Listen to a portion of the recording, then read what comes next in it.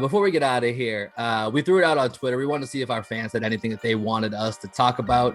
Big shout out to a fan of the pod and a homie of the pod, really, Matt Manning, aka at Matthew J. Fox.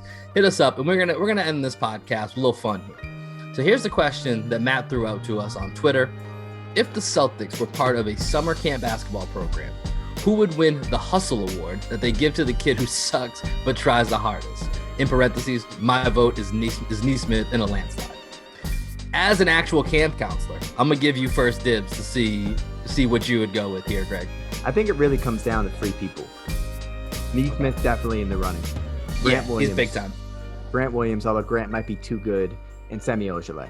Those are the three people that I see. I think a dark horse might be Peyton Pritchard. I'm going to go with Semi because Semi's kind of been that guy. He's like the kid who's trying out for varsity his senior year and still showing up to the basketball camps to like try and get in the coach's good graces, but he's just not very good. And but the coach loves him, so he gives him like a team manager role. So that's kind of what I see Semi as. How about you?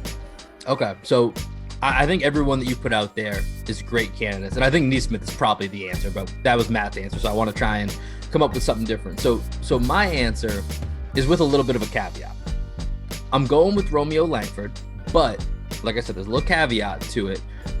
He's only going to be in this category for a very short amount of time. And the reason is he reminds me of that kid at camp that has absolutely no spatial awareness on offense when you play with him. He's not sure where to go. He's not really sure what to do, but he's always moving. He's always moving. He's always staying active. And then on the defensive end, he's everywhere.